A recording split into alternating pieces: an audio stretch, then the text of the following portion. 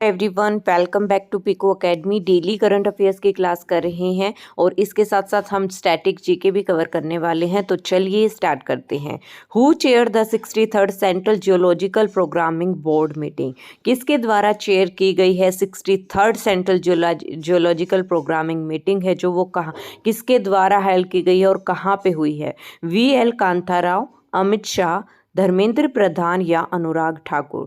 जो 63rd geological programming board की जो मीटिंग हुई है वो VL कांता राव के द्वारा चेयर्ड की गई है और कहाँ पे हुई है? मध्य प्रदेश के भोपाल में हुई है। ठीक है। और जो मीटिंग है ये किसके द्वारा चेयरमैनशिप में? VL कांता राव। कौन से नंबर की मीटिंग थी? 63rd थी। और कौन सी थी? CGPB मतलब सेंट्रल जियोलॉजिकल प्रोग्रामिंग बोर्ड की जो मीटिंग थी वो मध्य प्रदेश में हुई है। श्री VL कांता राव ये सेक्रेटरी है मिनिस्ट्री ऑफ माइंस के। ये किसके अंदर आती है ये मीटिंग? ये है जियोलॉजिकल सर्वे ऑफ इंडिया का एक बहुत बड़ा इम्पोर्टेंट प्लेटफॉर्म है सेंट्रल जियोलॉजिकल प्रोग्रामिंग बोर्ड। ठीक है, जहाँ पे एनुअल फील्ड सीजन प्रोग्राम किए जाते हैं ताकि डिस्कशन किया जा सके और अवॉइड किया जा सके डुप्लीकेशन ऑफ वर्क। ठीक है, जियोलॉजिकल सर्वे ऑफ इंडिया है वो कब सेटअप किया गया था? 1851 में। ये भी याद कर लीजिए, इंपॉर्टेंट क्वेश्चन बनता है। जियोलॉजिकल सर्वे ऑफ इंडिया कब सेटअप हुआ था? 1851 में। तो कितने क्वेश्चन यहाँ से बन गए कि कौन सी मीटिंग थी, कहाँ पे हुई है और किसकी चेयरमैनशिप में हुई है और किसका ये पार्ट है? और जियोलॉजिकल GSI कब सेटअप हुआ था? 1851 में। यहाँ से सारे क्वेश्चन आपको लर्न होने चाहिए। नेक्स्ट क्वेश्चन हमारा आता है, who has received the Padma Vibhushan Award for Distinguished Service in Social Work from Bihar in 2024 में? किसने पद्म विभूषण अवार्ड जीता है सोशल वर्क के काम में और जो कहाँ से है? बिहार से है। और 2024 अभी आपने देखा होगा पद्मा अवार्ड्स मिल चुके हैं। पद्म विभूषण 5 लोगों को पद्म विभूषण अवार्ड मिला है। तो हमें ये बताना है सोशल वर्क की फील्ड में है, बिहार से है और क्या नाम है उनका? वैजयंती माला बाली, कोनिडला चिरंजीवी, M वेंकैया नायडू या बिंदेश्वर पाठक? तो कौन है इसमें? श्री बिंदेश्वर पाठक। श्री बिंदेश्वर पाठक को पद्मा विभूषण अवार्ड मिला है। किस फील्ड में? ये याद कर लीजिए कि किस फील्ड में मिला है। अभी क्वेश्चन ये बना है कि वो कौन थे जिनको बिहार से, ये भी हो सकता है क्वेश्चन याद के वे कहाँ से है। तो B से बिहार हो जाएगा, B से बिंदेश्वर हो जाएगा। ठीक है, ऐसे आप याद कर सकते हैं। और किस फील्ड में? सोशल वर्क की फील्ड में। अब 5 लोगों को जो पद्म विभूषण अवार्ड मिले हैं 2024, उनके नाम देख लीजिए आप जो इम्पोर्टेंट है। मिसिज वैजयंती माला बाली, ये कहाँ से हैं? तमिलनाडु से हैं। कहाँ से हैं? तमिलनाडु से हैं। और किस फील्ड में इनको मिला है? वैजयंता माली आर्ट की फील्ड में। श्री कोनिडेला चिरंजीवी, ये है आंध्र प्रदेश से। चिरंजीवी आंध्र प्रदेश से, ये भी आर्ट की फॉर्म में है। ठीक है, आर्ट के से रिलेटेड है। M वेंकट नायडू, ये पब्लिक अफेयर्स है, ये भी आंध्र प्रदेश है। याद कर लीजिए, दो आंध्र प्रदेश, 2 तमिलनाडु। ठीक है, याद कर लीजिए, 2 आंध्र प्रदेश से हैं, 2 तमिलनाडु से हैं और 1 बिहार से है जिन्हें पद्मा विभूषण अवार्ड मिला है। ठीक है, पद्मा विभूषण। अब आंध्र प्रदेश वाले चिरंजीवी और वेंकट नायडू, नाम से ही आपको कोनी डेला अजीब सा नाम लग रहा है, तो ये आंध्र प्रदेश से आप कर सकते हैं। वैजयंती माला तमिलनाडु से है और पद्मा सुब्रमण्यम ये आर्ट के क्षेत्र में है। ठीक है, इनको ये भी तमिलनाडु से हैं। ठीक है, और ये श्री बिंदेश्वर पाठक, इनको पोस्थुमस मिला है सोशल वर्क की फील्ड में। और कहाँ से है? ये बिहार से हैं। तो ये 5 जो लोग हैं जिनको पद्मा विभूषण अवार्ड से सम्मानित किया है, ये आपको लर्न होने चाहिए। नेक्स्ट क्वेश्चन है, which player won the ICC men's T20 cricketer of the year award?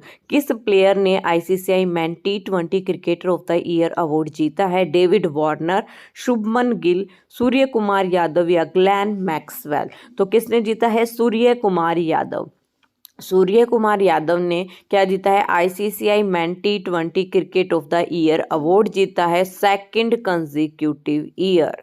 लगातार सेकंड कंसेक्यूटिव ईयर्स इन्होंने सूर्य कुमार यादव ने T20 cricket of the year award जीता है। T20 में ब्रिलियंट परफॉर्मेंस के लिए इन्हें ये अवार्ड मिला है। और किसके अगेंस्ट था? वेस्ट इंडीज के against, Australia, south Africa, Sri Lanka. ठीक है, इन्होंने सेकंड फास्टेस्ट सेंचुरी बनाई है इंडिया के लिए in the men's T20 against Sri Lanka. ये आप पढ़ लेना। ठीक है, इसमें क्या है कि मेन क्वेश्चन है सूर्य कुमार यादव ने जीता है। ठीक है, नेक्स्ट क्वेश्चन हमारा, एयर इंडिया बैग्ड फाइंड, कितने रुपए का फाइन लगा है एयर इंडिया पे बाय DGCA के द्वारा, India aviation regulator for safety वोलेशन। Safety तोड़ने के सेफ्टी वोलेशन की वजह से एयर इंडिया पर कितने का फाइन लगा है और किसके द्वारा लगा है? DGCA के द्वारा। 1 करोड़, 1.1 करोड़, 1.2 करोड़ या 1.3 करोड़? तो ये फाइन लगा है 1.1 करोड़ का। क्वेश्चन ये आ सकता है कि किसके द्वारा लगाया गया है? तो director general of civil aviation DGCA के द्वारा लगा है। 1.1 करोड़ का लगा है। और जो एयर इंडिया है वो सब्सिडरी किसकी है? टाटा ग्रुप की है। ठीक है, 3 क्वेश्चन यहाँ से निकलते हैं कि एयर इंडिया किसकी सब्सिडरी है? टाटा ग्रुप की है। कितने रुपए का फाइन लगा है? 1.1 करोड़ का। किसके द्वारा लगा है? DGCA के द्वारा। और क्यों लगा है? क्योंकि इन्होंने सेफ्टी के जो रूल्स है रेगुलेशन वो तोड़ दिए हैं। अब क्या ऐसा हुआ कि जो रूल्स रेगुलेशन तोड़ दिए, इन पे फाइन लगा है? क्योंकि किसी पायलट ने इनकी रिपोर्ट कर दी थी क्योंकि an insufficient emergency oxygen supply, oxygen की कमी के कारण। और कौन सा एयरक्राफ्ट था? B777 aircraft. B777 एयरक्राफ्ट था, लॉन्ग रेंज की फ्लाइट है, उसमें इमरजेंसी के टाइम ऑक्सीजन की सप्लाई इनसुफिशियंट है। तो इस वजह से इसकी कंप्लेंट के बाद इस पर 1.1 करोड़ का फाइन लग गया है। नेक्स्ट क्वेश्चन हमारा आता है, international day of clean energy. International day of clean energy कब मनाया जाता है? हर साल 25 जनवरी, 26 जनवरी, 27 जनवरी या 28 जनवरी? तो international day of clean energy हर साल 26 जनवरी को मनाया जाता है ताकि हम प्रमोट कर सके रिन्यूएबल एनर्जी को फॉर सस्टेनेबल और इन्वायरमेंटल के लिए। ठीक है, 26 जनवरी को यूनाइटेड नेशन जनरल असेंबली के द्वारा international day of clean energy को डिक्लेयर किया गया था। ठीक है, तो ये कौन सा है? इंटरनेशनल। फिर एक और 26 जनवरी को एक हमारा रिपब्लिक डे को हो गया, जो 75th रिपब्लिक डे था। अब की बार कौन सा रिपब्लिक डे था? 75th। और कौन चीफ गेस्ट थे? फ्रांस के प्रेसिडेंट थे इमैनुअल मैक्रोन। और इंटरनेशनल कस्टम डे हो गया, ये भी 26 जनवरी को मनाया जाता है। और international day of clean energy भी। ठीक है, और इसकी थीम क्या रही है? कस्टम डे की थीम मैं बता देती हूँ, customs engaging traditional and new partner with purpose. ये इसकी थीम रही है, याद कर लीजिए, custom engaging traditional and new partner with purpose. ठीक है, 3 इंपॉर्टेंट डे आपको याद करने हैं 26 जनवरी के। International day of clean energy, Republic day सबको याद है 75th था, और इंटरनेशनल कस्टम डे। ठीक है, ये तीनों 26 जनवरी को मनाए जाते हैं। नेक्स्ट भी इंपॉर्टेंट क्वेश्चन है, which is the biggest bus stand in India? कौन सा सबसे बिगेस्ट बस स्टैंड है इंडिया में? Kempegowda bus stand, Mahatma Gandhi bus stand, Vadodara bus stand या चेन्नई बस टर्मिनस? तो सबसे बड़ा जो बिगेस्ट बस स्टैंड है वो कौन सा है? वडोदरा का बस स्टैंड, जो इनोग्रेट किया गया था 2014 में प्रधानमंत्री मोदी के द्वारा। ये इंडिया का लार्जेस्ट बस स्टैंड है। ठीक है, सेकंड नंबर पे आता है कैंपेगौड़ा बस स्टैंड। कैंपेगौड़ा, इसे हम मैजेस्टिक बस स्टेशन भी बोलते हैं। ये क्वेश्चन भी याद कर लीजिए, कैंपेगौड़ा बस स्टैंड कहाँ है? बैंगलोर में है। ठीक है, और ये सेकंड लार्जेस्ट बस स्टैंड है और 1960 में ये एस्टैब्लिश किया गया था। और इसका नाम क्या है? दूसरा, मैजेस्टिक बस स्टैंड। ये क्वेश्चन आ सकता है, मैजेस्टिक बस स्टैंड का दूसरा नाम क्या है? ठीक है, और थर्ड पे है चेन्नई मोफ्यूजल बस टर्मिनेशन। ये थर्ड लार्जेस्ट बस स्टैंड है इंडिया में, जो 2002 में इनोग्रेट किया गया था। ठीक है, आज के जो स्टैटिक जीके है, मैंने आपको बताया था कि हम नेशनल पार्क कर रहे हैं, तो 2-3 स्टेट के मैं उठा रही हूँ नेशनल पार्क, ताकि आपको अच्छे से लर्न हो जाए। तो स्टैटिक जीके में हमारा है आज अंडमान निकोबार का। ठीक है, गुजरात का हमने पिछले उसमें किया था, मध्य प्रदेश का भी हम कर चुके हैं। आज हम कर रहे हैं अंडमान निकोबार। अंडमान निकोबार का आप कैसे याद करेंगे नेशनल पार्क? इसमें आपको सारे ज़्यादातर इंग्लिश नेम मिलेंगे। अंडमान निकोबार में क्या है, ये एक आइलैंड है और इसमें कौन कौन से नेशनल पार्क है तो आप देख लीजिए, कैंपबेल, गैलीथिया, देखो ये सारे, saddle, south button, north button, middle button. ठीक है, ये आपको कैसे याद करने हैं, पहले तो आप ये देख लीजिए जो भी इंग्लिश से नेम है, जैसे कैंपबेल हो गया, गैलीथिया हो गया, ठीक है, गैलीथिया हो गया, सैडल पीक हो गया, ये आपको याद होने चाहिए, अलग से नेम है। तो ये कहाँ पे होंगे, अंडमान निकोबार में। ठीक है, ये यहाँ से याद हो जाएगा। अब साउथ बटन, नॉर्थ बटन और मिडल बटन, ये तीनों आपको याद होने चाहिए। साउथ, नॉर्थ और मिडल बटन कहाँ पे हैं, अंडमान निकोबार में है। ठीक है, और दो इंपॉर्टेंट क्या है, महात्मा गांधी और रानी झांसी, ये आपको याद करने पड़ेंगे। महात्मा गांधी और रानी झांसी, महात्मा गांधी और रानी झांसी आपको याद होने चाहिए। कहाँ पे है ये, अंडमान निकोबार में है। तो ऐसे आप याद कर सकते हैं अंडमान निकोबार के जो इंग्लिश नेम है, कैंपबेल, गैलीथिया, सैडल पीक। ठीक है, ये सारे आपके अंडमान निकोबार में है। साउथ मिडल और नॉर्थ, ये तीनों भी अंडमान निकोबार में। ठीक है, नेक्स्ट हम बात करते हैं हरियाणा में।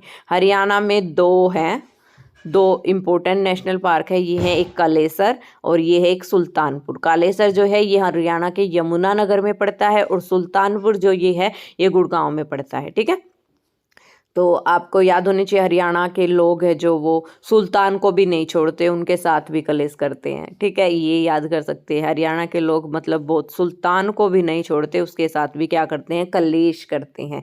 तो ऐसे याद हो कर सकते हैं। और दूसरा है असम। असम के जो नेशनल पार्क है बहुत ही इम्पोर्टेंट है और असम में हम ट्रिक ले सकते हैं, आसमान में कौन रहता है, भगवान जी रहते हैं। ठीक है, काजीरंगा नेशनल पार्क तो आपको याद होना चाहिए, ये तो बहुत इम्पोर्टेंट है। ठीक है, आसमान में कौन रहते हैं, भगवान जी रहते हैं।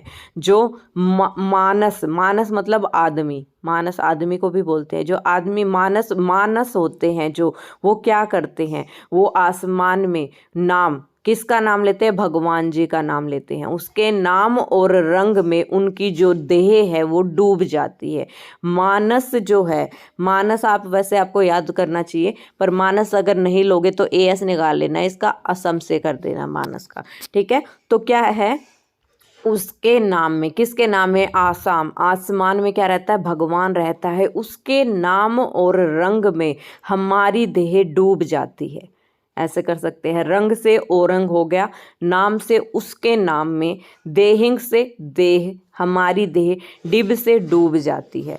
उसके नाम में, किसके, आसमान में कौन रहता है, भगवान रहता है, उसके नाम में हमारी देह डूब जाती है। ऐसे कर सकते हैं आप, उसके नाम और रंग में, रंग हो गया, उसके नाम और रंग में हमारी देह क्या जाती है, डूब जाती है। किसके, भगवान जी के।